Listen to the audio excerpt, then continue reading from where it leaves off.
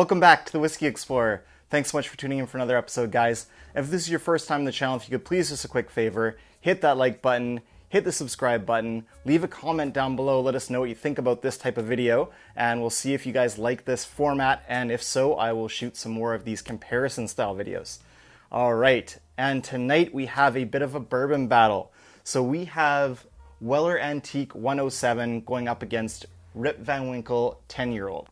And this will be interesting because the Weller Antique 107 and the Rip Van Winkle 10-year-old are of course both Buffalo Trace products, but they're both wheated mash bills. So that means that instead of the traditional mash bill of corn, rye, and malted barley, you've got corn, wheat, and malted barley. So that's the big difference there. And what I've heard is that essentially these two are the exact same mash bill. So apparently this wheated Rip Van Winkle 10-year-old and the wheated Weller Antique 107 use the identical Buffalo Trace mash bill, same wheated mash bill, but obviously the Weller is a different age than the Rip Van Winkle 10-year.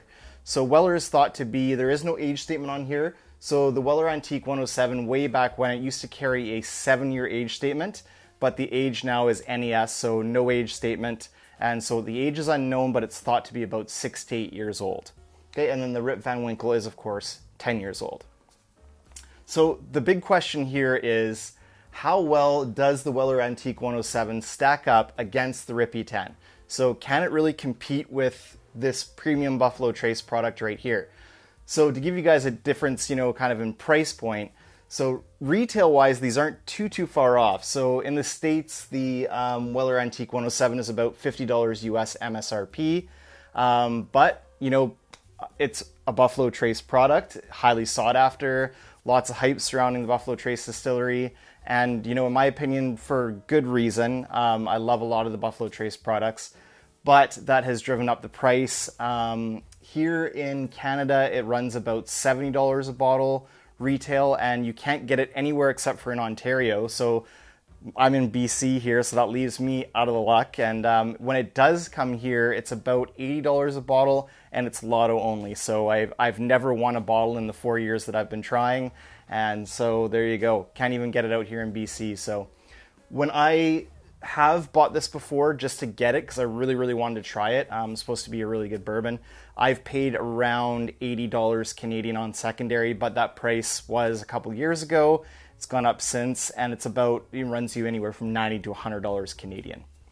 Now, let's talk about the elephant in the room. So, the Rip Van Winkle 10-year-old, of course, we would all love to be able to pay the retail price of $100 US for that, but let's face it, that's never going to happen. So when this gets marked up, I don't know really what the price point is for secondary in the US, but I imagine it's, somewhere in between.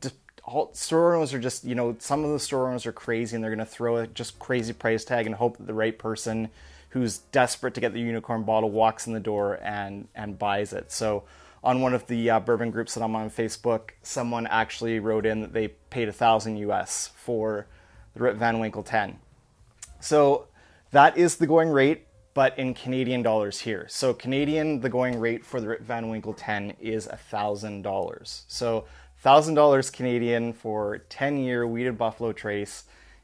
Is it worth jumping up that much? So that's a $900 increase to get into this one on the secondary, which is about the only way that you can find it. Now, I got extremely lucky. I did get this one in the lottery, so I got to pay Canadian retail, which was somewhere in the 160 mark. So for me, it was worth getting for that price, and I wouldn't pay a penny more than that. So that's just my personal opinion on it. If it's your unicorn and you have the money to spend, by all means, go hunt it out and pay what you want, what you feel comfortable paying. But I would not be comfortable paying anywhere close to the $1,000 mark for it. But without further ado, let's get into these. And the only way to truly determine which is the better whiskey, or which one I prefer, I should say, because everyone's palate is, of course, different, is to try them blind. So the first mate was kind enough to pour these blind samples for me and color code them. So for the Rip 10, we've got a yellow sticker, and for the Weller Antique, we've got a green sticker on the cap, and then they're just labeled underneath on the bottoms there. So I'm going to try these blind and kind of give you guys my impressions, and then I'll kind of pit them against each other and see if it's worth spending all that extra coin to grab the Rip Van Winkle 10. All right, so let's start with the glass that is closest to me because I'm lazy. So there we go. Let's give this one a nose here. So I actually let these samples both sit for 10 minutes. So I kind of went with the Scotch rule, which is to allow 1 minute for every year of aging. No age statement on the Weller, but we know it's about 6 to 8 years old, but had to go with the older age statement of 10 minutes. So they've been sitting for about 10 to 15 minutes now, just to kind of let them have a chance to both open up to the air. All right, so let's give this one here a nose. The colors are almost identical. If I hold them both up, I may be able to tell a slight difference, but I mean, it's just so close. I would say the one on the right here is just very, very, very slightly darker if I had to say, but I mean, they look like identical in color, so no real advantage there. All right, let's roll around the glass a little bit, go in for a nose. Cheers. Nice, fruity, welcoming presence to this. So the immediate note there is the cherry note. Really nice sweet vanilla getting mixed in there with the cherry. So nice kind of deep, rich cherry note to this. It's definitely not like the unripe cherry that I've mentioned in several reviews or the unripe strawberry. It's definitely like a nice, deep, rich, kind of dark cherry note to it. Some nice sweet oak coming in there, mixing with vanilla.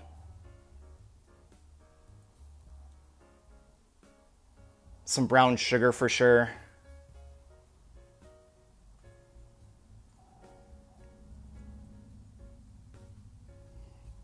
All right, there's a little bit of caramel and butterscotch overlaid there as well. Then I get a little bit of spicy cinnamon in the background there. But overall, just a beautiful nose to this one. It smells fantastic. Let's go in for a sip here. Cheers.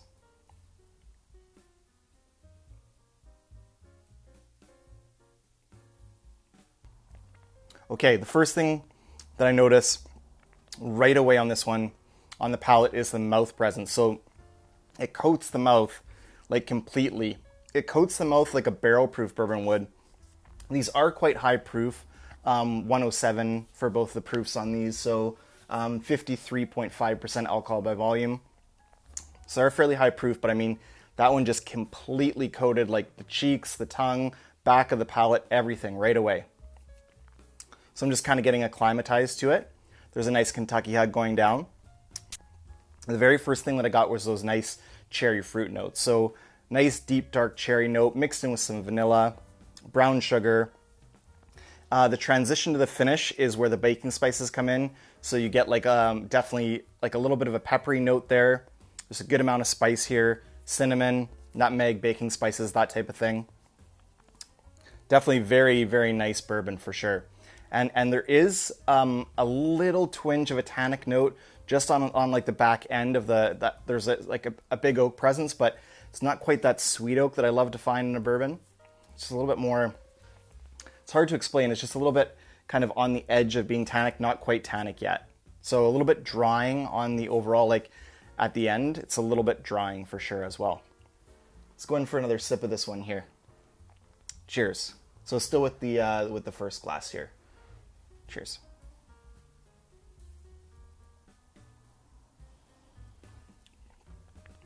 So on the second sip, now that my palate's got a little bit of time to acclimate, it got sweeter. So then, like sort of right in the kind of fore palate, mid palate, you get that sweet oak note. That's what I was looking for. Love that note. You definitely get the sweet cherry note as well. Vanilla, brown sugar. And then the mid to kind of late palate and finish is all about the spice. So there's a really high like level of cinnamon spice here. Very peppery finish to it. And it lasts, it's a lingering finish. And again, it's fully mouth coating, so you get that great kind of mouthfeel experience. And there is definitely a Kentucky hug going down from this, for sure. All right, let's get on to glass number 2. So I'm gonna just reset the palate here really quick. You can also use your hand for this. Gets you a little quick reset on your nose. So let's go in for the nosing on this one. Cheers.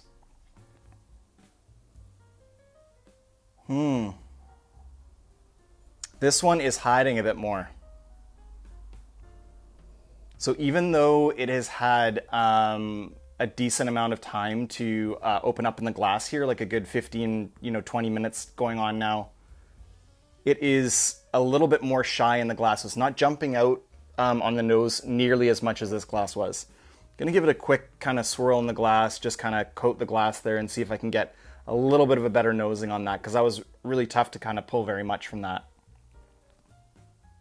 All right, give it a swirl as well. Cheers. Yeah, that helped a little bit, but it's still very, very shy whiskey. Let's call it that. It's not really making itself known on the nose there. I get a little bit of a fruit note. It's hard to say. It's kind of a mix between strawberry and cherry, and almost like the kind of fresh fruit, like not as deep, dark a cherry that I was pulling off of this first sample here. Definitely some nice vanilla in there as well, for sure. And there's some nice butterscotch and caramel notes, some brown sugar. The spice is not nearly as present on this one, though. So it's just not there like it was on this one, like the spicy kind of cinnamon that I was picking up. Not there on the nose on this one. Let's try it out on the palate. Cheers.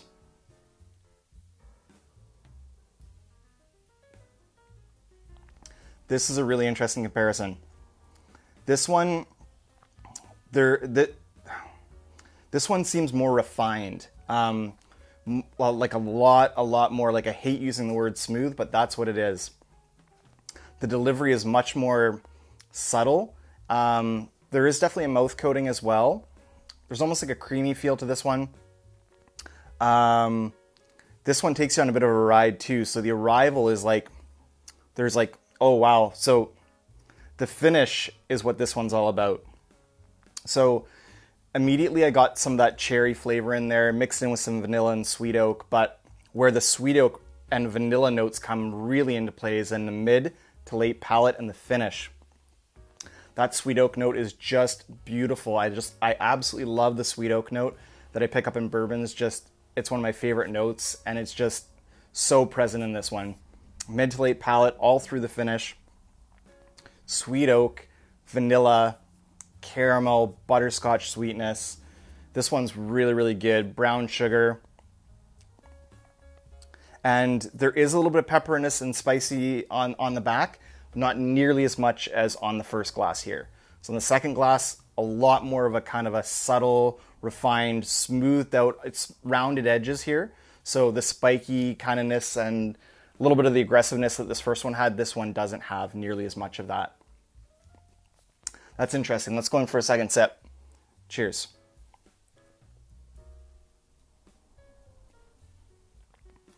Took a good long sip of that one. Wow.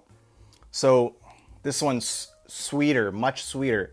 So cooked down cherries, butterscotch, molasses, brown sugar, sweet vanilla. There's a creaminess to this mouthfeel. It's absolutely delicious. This is a fantastic, whatever this one is, fantastic Buffalo Trace product.